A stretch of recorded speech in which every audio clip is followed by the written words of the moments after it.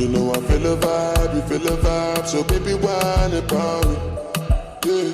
And I know you shy, but it's cool when we're making love. On the low, on the low, on the low.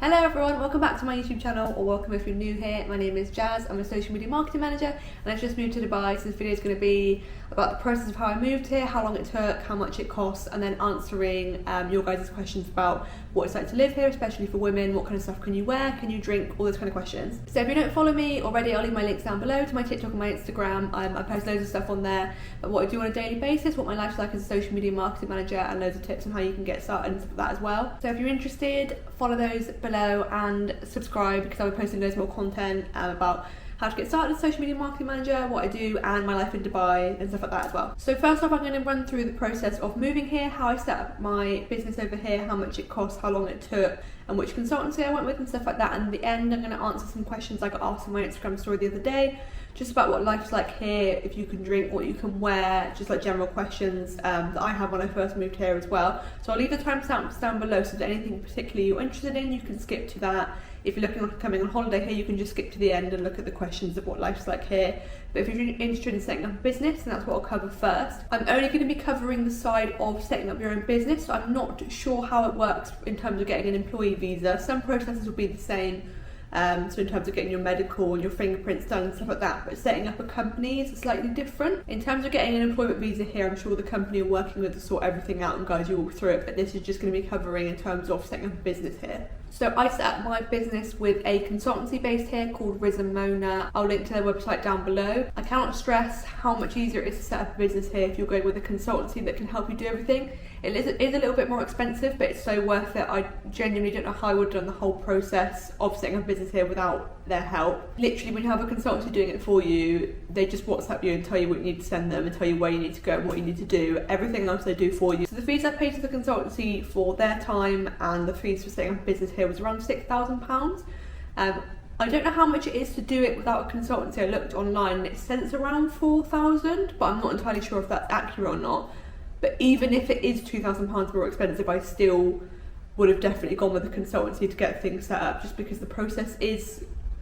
It wasn't difficult with going with a consultancy, but I can imagine if you're doing it yourself, it will be quite confusing. So the whole process, start to finish, took around 2 months. You have to be in the country to start setting up your visa, but once you start setting up, you can't leave. So make sure you can be in Dubai for a month or two, depending on however long it takes, whilst you get your visa done, because you can't leave whilst it's pending. I think if you're on an employment visa, it can take around a month, but for a company, I think it takes more like 2 months, but it completely depends on how many people are moving here at the time. So the first step is to send off your business plan, which is an overview of your business, how it operates, how you get your customers, how you advertise, how you turn profit, that kind of stuff. The consultancy I was with really helped me write that. Basically, they just gave me a template of everything I needed to fill in, which made things a lot easier. And then once your business plan's been sent off and approved, they open your immigration file, which basically requests your entry permit, and then you get a temporary visa to be here whilst your medical and everything else is being completed. So you get a month visa automatically, a month tourist visa when you come to the country anyway, but then if your residency takes longer than that to do, you can basically be here without having to pay any extra charges whilst they're putting everything through, even if it takes longer than a month. And once they've done that, they'll apply for your entry permit, and your business, your company essentially sponsors you and puts you on their visa. So once your company's been set up, your business plan has been sent off and approved, you then get your medical and your fingerprints. So everything, those two steps before can be done. The consultancy basically did it all for me. All I had to do was send them stuff on WhatsApp. I didn't really have to go in and do anything. And then it's the medical and the fingerprints is the first thing you actually have to leave your apartment for. So the medical, I cannot stress this enough, you can pay for VIP medical basically. So they fast track you through the whole process. So you go to a government building basically. The medical test consists of a blood test and an x-ray. Depending on the type of work you're doing here will depend on what they test you for. So I think if you're being employed here, or if you're doing like a pretty physical job, I think they test you for more health problems. Whereas if you're just setting up your own business, you're not going to be doing much physical activity. I don't think they test you for many health conditions. So literally it's a blood test and an x-ray. I think it costs around £100 for the fast track medical. I was literally in and out that building within 15 minutes. Like, there was so many people waiting in there for hours. I felt so bad, but you literally just walk in, take a token, they call out your number, get a blood test. I didn't even have time to cry or panic about the blood test. They literally did it. I was out within 2 minutes. And then you go and get your x-ray done. I was literally stood in there, like, stood still, did the x-ray, and they're like, okay, finish. And I didn't even realise it had been done. And I'm literally out of the building within 15 minutes. But the thing I have to say is, I know this sounds so obvious, but they are government buildings, the places they do all these tests in. So they won't let you in if you've got your shoulders uncovered, if you're showing too much skin on your chest or your stomach, or too much leg. Same for the guys as well, you can't wear shorts in there, you have to have your shoulders covered. I know that sounds obvious, but obviously coming from a country where we have pretty much no culture at all, and you could go to the post office wearing a bikini, it's not that obvious. So if you pay for the VIP medical, you get the results back within 3 to 4 hours, I think, whereas if you haven't paid for the VIP, it can take a few days to come back. And even if you know you've got no health conditions, it's so nerve-wracking, because you just think like, oh my god, I'm going to have some underlying health condition. But yeah, you get the results within 3 hours of the VIP medical. And then the day after the medical, I went to get my fingerprints done. It's the same kind of thing, another government building, so make sure you cover your chest, cover your shoulders, cover your legs, even if you're a guy as well. So the fingerprints is basically you go in, same kind of thing, you just go in, sit down, take a token, they call you up, they scan every part of your hand, every part of your fingers. I had to go in twice because my nails were too long for the fingerprint scanner. And then the day after, I hadn't cut my nails off short enough, so I literally had to go into the shopping mall and get scissors and just cut my nails off there and then, which was hilarious, but yeah. And the second day I came in, I was wearing a long sleeve crop top, so I had a bit of stomach showing, and they told me I couldn't go in. And it was the same as loads of other English people at the same time. They were all wearing like no clothing, and they wouldn't let them into the building, which is obviously like, it's our fault, we should have realised. But it's right, because it was in a shopping centre, so I just bought a random man's like oversized grey t-shirt. Hilarious. But yeah, so wear clothes for the fingerprint scan and medical, and don't have long nails for the fingerprint scan. So that took about 15 minutes as well, and I didn't realise this is the day they take your picture for your Emirates ID. So I went in, greasy pink hair, really bad roots, no makeup on. I was stressed because I just had to cut off my nails in the middle of a shopping centre, and I looked awful. I just thought the pictures were for your file, like if you committed a crime or something, they'd recognise you from that picture. But this is the picture that goes on your Emirates ID, and oh my god, I look fucking awful. I literally won't show anyone, it's so bad. It looks like a mugshot. And then, so by then you should have your e-visa as well. You either get it before or after that. You have an e-visa, which is basically like your PDF visa, and then you get a visa in the back of your passport as well. I'll grab it and show you. So this is your Emirates ID, which you have to carry around with you everywhere. It's like, it looks like a driving license almost, but it's like your identity card. So we don't have anything like that in the UK, but you basically have to carry it around with you everywhere. And then you can get fined if you don't have it with you, but no one ever really checks. I don't even know which part of this to show you because the picture's horrendous. I don't know if I can show you any of the writing on it. But here you go, there's my Emirates ID. And then you get your e-visa, which is basically just like a PDF of your visa. And then you get this in the back of your passport as well, which is your visa, I'm pretty sure. It's just like a red sticker in the back of your passport, you get that as well. So basically once you've had your medical and your fingerprints done, you send off your passport. I think they put another stamp in it, so like an entry stamp, basically saying that you're here as a resident, not a tourist anymore, and then they put that sticker in the back of your passport. So once all that's done, your medical's gone through, your company's been approved, everything like that, they'll send you your Emirates ID, which gets sent to a post office, and that's I think when you're officially a resident. The process of getting a company set up took around 3 to 4 weeks, I think, and then everything else after that took around 2 to 3 weeks also. And then a couple of other things I mentioned about moving here that I didn't realise. There's no direct debits here, everything's done by cheques or you pay it as you go. Some of them you can pay online, but some of them you can literally go to any Emirates cash point. And then if you want to get deliveries from Royal Mail, you need a PO box to get. I don't know why it's only with Royal Mail. With DHL, Hermes, any other delivery service or any other courier, you can get it delivered straight to your door. So if you're expecting stuff from Royal Mail, you need to get a PO box set up or just ask for it by courier. But yeah, so that's how I set my business up here. Like I said, it cost me around £6,000, took around 2 months to do. The only stressful part of it was all self-inflicted, was because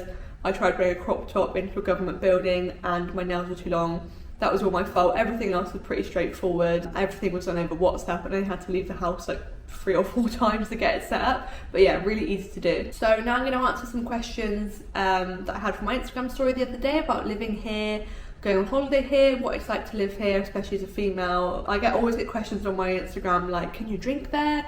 Can you get Easter eggs? Can you do it? Can you go outside? It's like, yeah, it's like nowhere near as bad as people make it out to be. But yeah, so basically I put a Instagram story up the other day getting people to ask me questions, so I'll answer the most commonly asked ones. So first one is it really as strict as people make out? No, I think people think that you can't drink here, you can't go outside showing your shoulders, but it's a lot different. Obviously you do have to be respectful, it is a Muslim country. Even if you don't agree with the laws, that's their rules, you have to abide by them. But all the beach clubs here sell alcohol, there's loads of different nightclubs. I'd wear something like this pretty comfortably, like showing this much skin, like it's nowhere near as strict as people make out. And then, so as a social media marketing manager, are there any limitations on any social media platforms? Can we access Pinterest, Instagram, TikTok, etc. just fine? Yeah, literally just as normal. The only thing I think I would say is when you get it applies to any country. Whenever you get a SIM card that's different to where you're from, TikTok will show your content to that country. So for example, if you're in Dubai with a UK SIM, you'll be shown, your content will be shown to a UK audience. But the second you put a Dubai SIM in, you'll see Dubai content, you'll be shown to Dubai as well. If you're working with clients in the UK or you want to show your content to a UK audience, you can literally just put your UK SIM in, post a TikTok, and then take it out and put your Dubai SIM back in.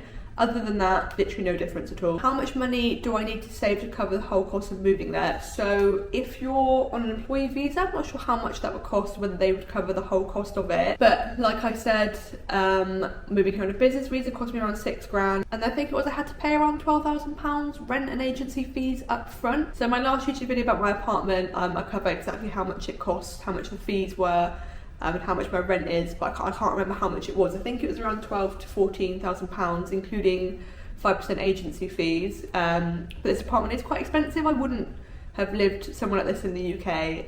You could definitely get places for a lot cheaper. So this was around 235,000 dirhams a year, which is £40,000 I think. You could probably move here on around £15,000 if you're setting up your own business, and you'd want to have some money just to cover you up front for any extra costs and stuff like that. But probably around £15,000 I would say minimum to cover rent and the cost of moving here, which is quite a lot of money. But yeah, so would you say it's safer to live in Dubai than the UK? So I just want to preface this by saying I'm speaking about my experiences here as a white woman. I obviously understand it's not the same for other people. Like I understand I'm speaking from a position of privilege and other people's experiences aren't the same as mine. But speaking as someone who's just moved out of a country where a woman was murdered by a police officer whilst walking home late at night, from my personal experience, my personal opinion here, I have never felt safer anywhere. Walking alone at night, I feel fine. I don't worry about who's behind me. I've never been beeped at, I've never been catcalled. But yeah, obviously I understand my experiences don't speak for everybody, but walking here alone at night, walking around here, you don't have to worry about anyone stealing anything from you, you don't have to worry about being touched or people shouting at you or people beeping at you, nothing like that. So personally, from my experience, I feel like it's a lot safer here. Literally, I've left designer handbags on a daybed at a beach club and gone to the sea and gone for 4 hours and come back and it's still been there. So yeah, in terms of that, and from my experience, I'd say I feel a lot safer here than I do in the UK. So what's the living cost like there? Food, house, shopping and everything. I paid 6 months rent up front, which makes things a lot easier. So my monthly outgoings are a lot lower. But in terms of food, I get meal prep delivered every day, 5 days a week, which costs me around £100 a week. So my food's around £400 a month. I probably go out a couple nights a week as well. And my rent is £1,800 a month, I think. I can't believe I've even just said that. My rent is almost £2,000 a month. That's disgusting. But like I said, I paid it up front, so I don't really see that as a monthly outgoing cost. But you can live cheaper here. It's just going out and doing stuff that gets expensive. My outgoings to survive here including my rent's probably around 2,400. That's a lot of money, but yeah, you can do it a lot cheaper than that. Is it hot 27 all year round? How do you adapt to such gorgeous weather? So yes, it's starting to get ridiculously hot now. In the next few months, it's going to get to around 40 degrees, and it literally gets to the point where I've heard people who've had garden furniture melt on their balconies, but I would much rather be in 40-degree heat here than in 10-degree heat in England. It's getting really dark, so I'm just going to put on a light quickly. Hello, sorry, it's 7 PM here, so it's getting really dark. So anyway, how much are bills on average? In the summer, the aircon obviously gets more expensive, but I think our bills are around £600 a month. There's 2 of us here, so probably around £300 a month for gas, electricity, aircon, all of that, which isn't too bad. So another one is, how do I go about medical insurance? I think if you're an employee here, your employer legally has to cover your medical insurance. However much that is depends on however much they want to pay for, but obviously it's ideal to have it. Coming from England, we're obviously very lucky to have the NHS, but here you don't have anything like that. You have to pay for whatever your medical bills are. So obviously I would really recommend having medical insurance. I went through a company called Benipul, I think it's called. I'll link it down below. I probably said that wrong. I went through Khalid, who I contacted on WhatsApp. He set everything up for me, and I went with the Cigna comprehensive plan. So basically they'll send you all this of the companies, however much everything is. My insurance cost £2,000 for the year, and it covers all the regular hospitals apart from American Hospital, which is the most expensive hospital here.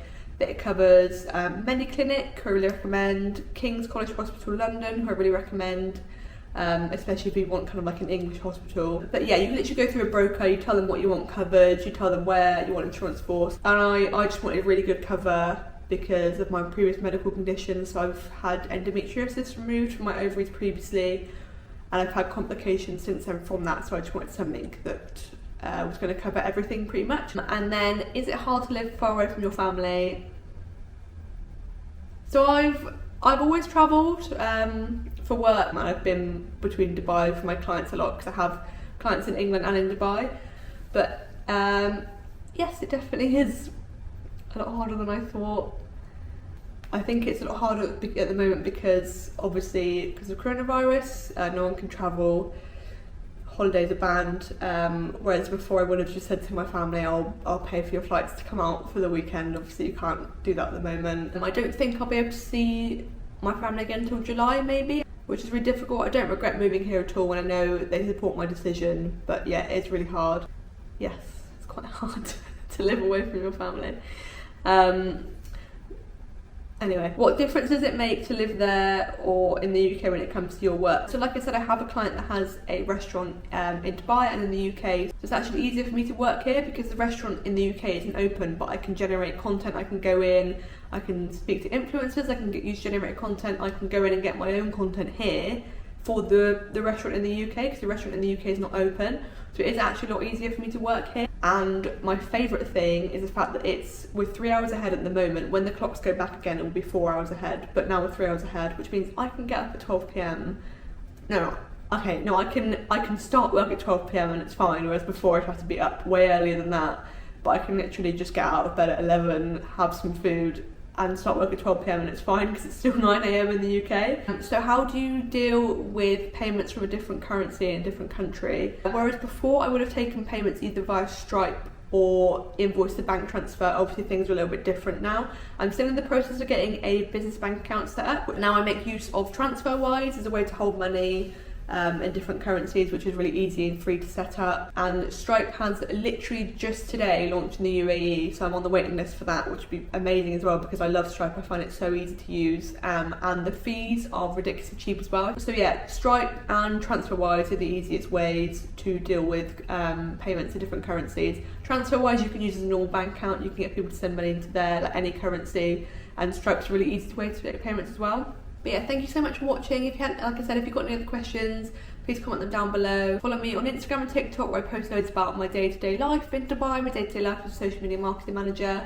I post loads of free advice on there as well. And if you want to see more content about my life in Dubai or my life as a social media marketing manager, please subscribe to me on here as well. And I'll see you next video. Thanks.